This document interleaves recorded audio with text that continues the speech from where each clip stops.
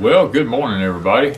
Danny back from Deepsouth Homestead on porch time this morning, guys. I'm actually trying to get out before it's actually hot. It is, it's not even 7 o'clock in the morning yet.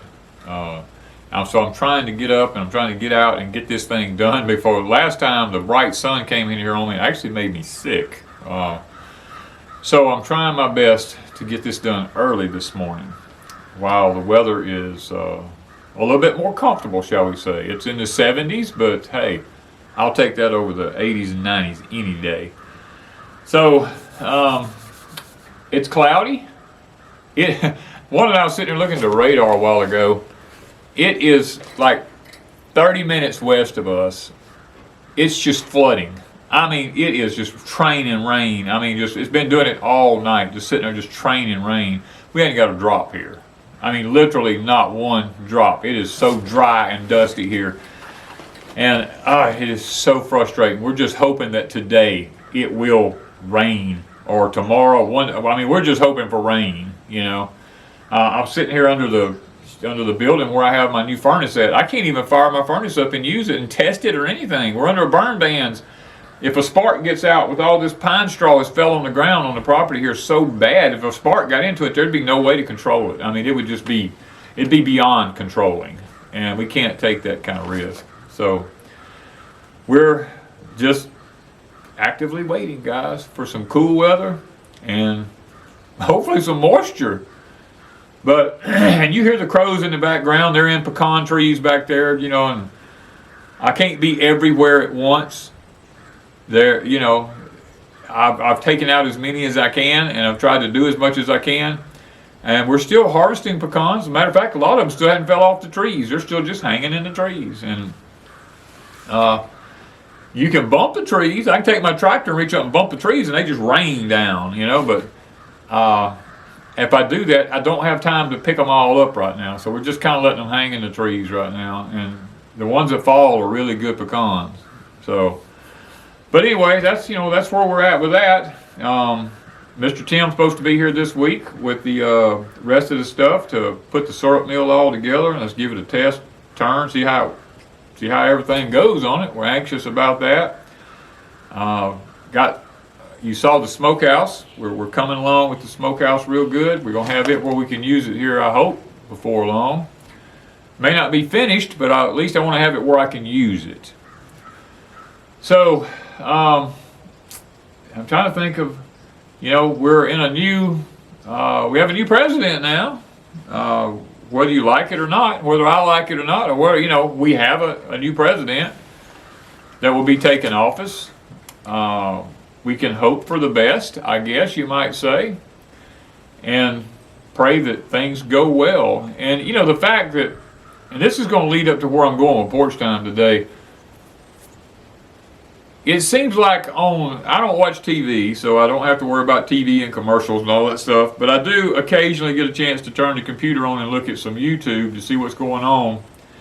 And YouTube has been inundated with this election stuff for months and months and months and months. It seems like forever that it's just been, every time you turn up anything, all your recommended's all this candidate, that candidate, oh, this one's done that one's done that, but finally, hopefully, maybe some of this is behind us now. But because that stuff has inundated my mind so much here lately, and having people talk to me about it and wanting to know this, wanting to know that, what do you think about this, what do you think about that, I actually had a dream last night, guys, and I don't usually do a lot of dreaming about weird stuff or anything like that. But and when I had this dream, it really was very profound to me. And I thought about the part of the scriptures where it says, your old man will dream dreams, your young men will have visions and stuff like that in the latter days. And I was like, Lord, is this a real dream? And in this dream, I'll sit here and share a few things with you. I'm not calling any names. I'll let you figure out for yourself. Now, this is a dream. Now, I didn't actually go, I haven't been out of the country, I haven't been anywhere, okay? This is just a dream. But in this dream, I sat down with a very prominent leader of a superpower. And they're not capitalist, let's just put it that way. I just happened to be at a facility, and he was there in this dream, and I decided to ask him. I said, can I ask you some questions? And to my astonishment, he actually spoke fairly decent English. Not good English, but he understood. And as we sat and talked, I said, and I was very respectful. I wasn't rude to him or anything like that, even though he wasn't a capitalist. And as I sat and spoke to him, I said, sir, I said, some questions I would like to ask you that I'm just curious about in y'all's type of belief in your country. I know y'all are not capitalists like we are. And I said, do people retire in your country? And he said, yes, people retire in our country. I said, is there a particular age that people retire in your country? And he says, yes. He said, we let people retire at 62 years old. And I was like, well, that's not much different than our country, I guess, and as far as that. And he's like, no, it's not a lot of different. I said, now, you take me, for instance. I owned 3 companies, and I was the boss of all 3 of them. And I said, I come to a point when I was 50 years old, I said, enough's enough. I burnt the candle at both ends, 16-hour days for 25, 30 years of my life. I said, I don't want to spend the rest of my life out beating the bush, trying to earn a paycheck working like that. So I said, Mr. President, I said, I retired at 50. I said, is that permitted in your country? And he said, no. He said, in our country, you're not permitted to retire until you're 62 years old. And when you're 62, then you can retire. I said, well, now, when I retired at 50, I did not draw any kind of state compensation or government compensation. I said, I took care of myself. I said, now, not to say I didn't work, because if someone needed a house wired, I would go wire their house for them. Or if I put in, I don't know how many service panels in houses because I'm an electrician. I said I laid tile in people's bathrooms for them. I put hot water heaters in for people occasionally when they needed it done. I laid some showers, the tile in some showers for people. I built kitchen cabinets for people because I'm a general contractor. I can do all of it. I had ductwork put in some people's houses for them, air conditioning systems and stuff like that. I said, but I shut my jobs down. It's not like I did not work. He said, no, that's not permitted in our country. And I was like, wow. I said, that's interesting that you would say that, And he said, well, I said, can you expound on that a little bit? And he said, yes. He said, in our country, it's about productivity. He said, we believe that a man has a job. He needs to stay at that job and not be jumping from job to job to job. But that's his job. And he learns it, and he learns it very well. And he stays there till he retires. Or something physical happens to him where he can't work anymore. But he needs to stay there till he retires. Because that way we're not always having to train somebody new to hold a position, and you're not losing productivity that way. I said, now, you know what? I give you that. I said, that is very wise. That's a very wise way to look at it. I said, because I know me running companies in my country, people were always just wouldn't show up for work. They went and got another job, And he said, oh, no, that's not, we don't do that. Not permitted.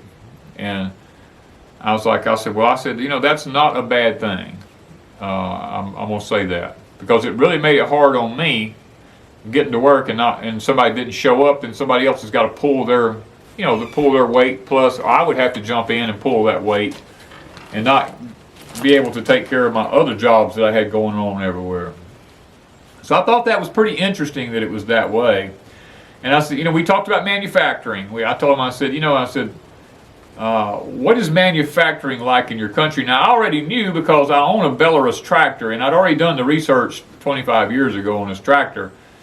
And he told me, he says, well, in our country, he said, we manufacture, every country, we like states for us, but they have countries inside their country. He said every province or every country manufactures a specific part for a piece of equipment in our country. I said, then what you're telling me is you have no place in your country really where they manufacture all the parts and put the piece of equipment together in that one particular country. He said, no, that's not permitted. He said, because if you allow a country to manufacture all the parts and put it together, then they can secede from you and they can call themselves independent and they're not dependent upon the rest of the country. He said, that literally weakens a country when you do that, because one part thinks that it can do everything that it needs and it doesn't need the rest of the country to help it. And he says, and we're all about unity in our nation and everybody helping everybody else. He said, in your country over there, he said, people can build stuff, they can manufacture it right there in their own state, and then you have big conglomerates or corporations that step in and they get rid of all your mom and pop businesses and stuff that people have struggled all their lives and had in their families and stuff like that. And he said, thus, giant corporations destroys the backbone of a nation. He said, like Walmart, he named off a couple of other places like that. He said they put all your mom and pops out of business and there's no personal relationship with customers anymore. And I said, Mr. President, I said, I have to commend you. I said, because I totally agree with that. I'm not saying that your way of life is right, but I am saying that there is some pros and cons to each one of our ways of looking at life. I mean, we believe in freedom of religion. I mean, and I know y'all don't. And he kind of brushed that one pretty quick off to the side. He says, well, we do have religion, but and I know they do, but most of it's of a religion that we don't condone. And he said, he says, y'all have a disease in your country. You have a cancer in your country. And he said, it's going to destroy y'all. He said, we're not going to have to do it. Y'all are going to do it yourselves. He said, it's called the forgotten ones. And I said, the forgotten ones? And he said, yes, it's called the forgotten ones. He said, you see, in y'all's country, y'all brush off your elderly people. And you push them to the side and throw them in homes. Right in the peak of their life. He said, in our countries, we don't do that. He said, in our countries, the elderly are honored. And I said, well, I said, sir, that is absolutely correct.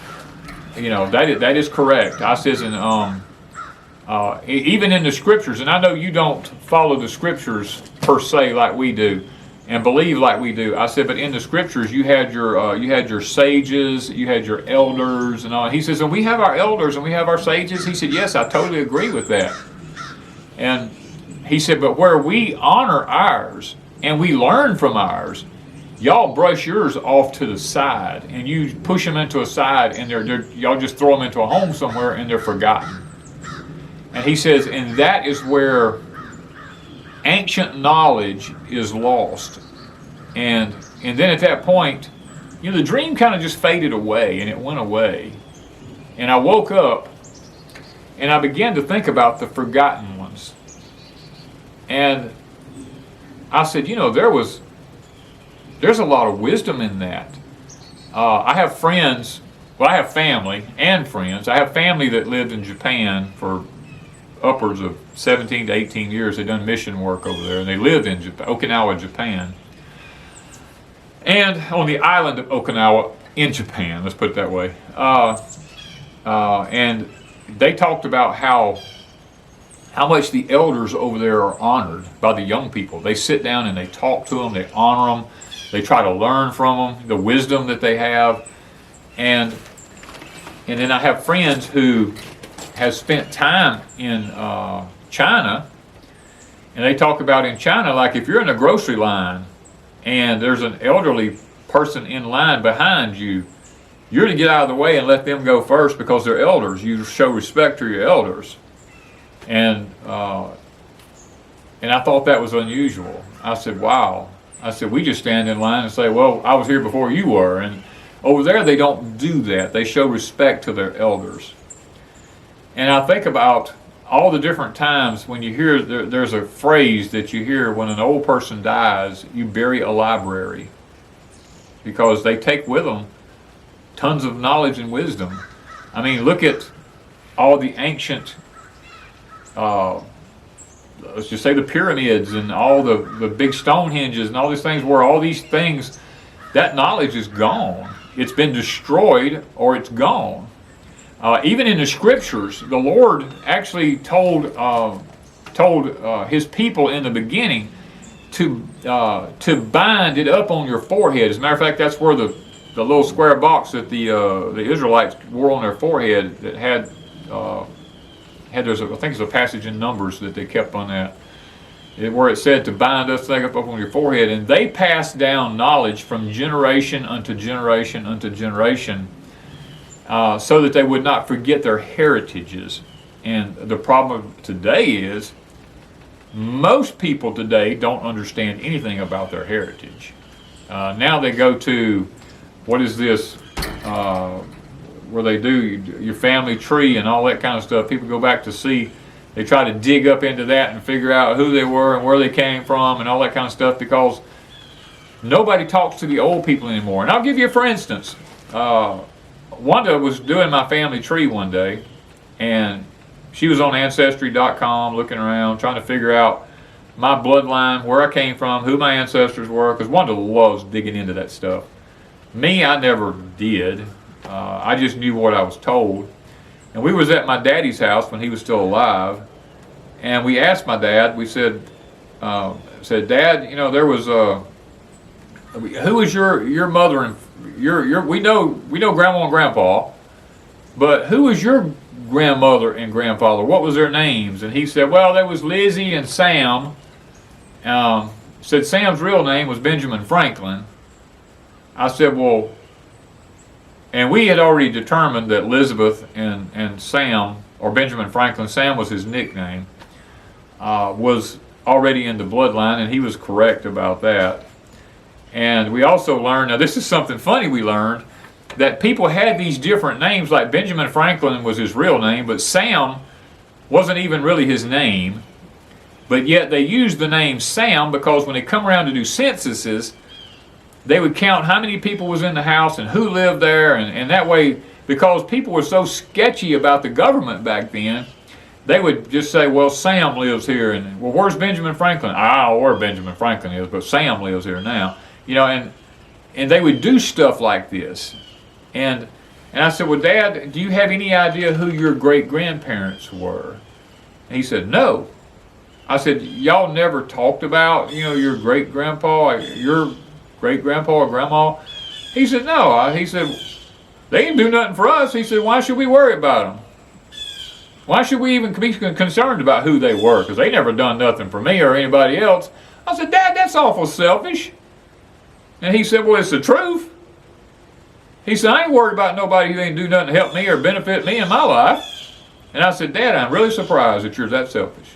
And he said, well, son, you'll learn the older you get. People who have nothing to do with you and it mean nothing to you in your life, it's just a waste of time in your life to try to sit back and try to figure out who they are and what they do. And we didn't really talk about anything else after that. But it just goes to prove that how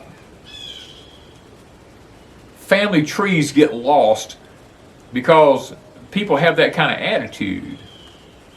And I was very shocked at my father for having that attitude, to be honest with you. But it's been very difficult tracing my family lineage back beyond the, when you got back to the Native Americans, they had to change their names from their original names to take on an American name so that they didn't have to be, so they could stay, not be put in a tribe somewhere off on a reservation. And they could stay in the public, they couldn't keep their original names. And when we got into that, we couldn't, you know, it just become a big blur after that. But that just goes to show you how that if you don't honor your elders and keep passing down family heritages and the actual truth about things, how things get lost. And then I began to think about what this prominent leader told me about how that if you can manufacture everything in one place, then you have the greedy ones who step in and they usurp authority over everybody illegally, and they either take land or they build up these giant corporations, and they come in and they starve out the mom and pop businesses because they can buy stuff in such large quantities that they get it at such a cheaper price that they can actually sell it for what mom and pop stores was buying it for. And then thus putting them out of business because the average person will not patronize their local businesses. And that's one thing that Wanda and I, we do. We patronize our local people in our town. We have a hardware stores, we have lumber stores that's owned by small business people here. We go there. Now we very, very seldom ever go to Home Depot or Lowe's or anything like that. Now I do have a Home Depot account, and if I have to purchase a really large item because of who I am, I can have years to pay for something through Home Depot because of my construction background. And I don't have to pay an interest rate like everybody else does and everything. I can get interest free and all that kind of stuff. And y'all can too if you buy enough stuff through them. So when it comes to really large purchases where I have to spend like tens of thousands of dollars, then I will go through like Home Depot because I need that time frame, to pay it off. But just for most of our regular stuff like lumber and household items, things to this nature, farm stuff, all this kind of stuff, we don't really run to Tractor Supply to buy all of our stuff. We go to our local little feed store here and patronize our local guy. We go up to the hardware store. I buy, even though I have to pay more money to those people, and I can get it cheaper at the big box stores, I still go to my local people because I just don't want to see them go out of business. Because there's that, I can go in with a problem with something and trying to figure out how to make it happen, and these guys will sit down with me and we'll work it out, and we'll try to figure out the best scenario to fix the problem that I'm facing with a particular issue. You don't get that in a big box store. When you go to a big box store, you're just a customer and a number going through, and I don't like that. And I do understand this prominent world leader's thought train on that about destroying, the family businesses and causing corporations to usurp authority over the population. But then again, in his country, the government basically has a say, and instead of it being individuals or corporations, it's the government doing the same thing. I'm not stupid. I know the difference. I'm not trying to say he's right in what he said. I'm just trying to say it has opened really my eyes. And I don't know if it was the Father's way of just allowing me to actually see things through a better light than I normally would, or if it's maybe something fixing to happen in this country that he showed this to me for a reason why. I don't know. But I thought today on Porch Time, I would just share that dream with you. And the forgotten ones, our elderly people are forgotten. The knowledge they possess, maybe we're going to go into an era where we're going to have to depend on a lot of our ancient knowledge about gardening without equipment and stuff like this, and a lot of our, maybe a lot of our ways of doing things with technology may wane away for a while, and we need that older knowledge of doing things the simple way. I mean, I don't know. I'm just throwing this dream out there to you guys, saying, hey, this is what happened to me. This was on a Saturday night. I had this dream after our live stream, and I'm shooting this. This is Sunday morning, early in the morning. It's just now, just turned 7 o'clock. I'm shooting this video now, and I just want to share it with you guys while it was fresh on my mind. So maybe it will be a blessing to you, and hang in there, guys. We're going to make it as a country, and we're going to, if we honor our Father and keep His ways and do that which is right in the eyes of the Lord, I think we'll be blessed. Thank you, guys, from Deep South. Homestead.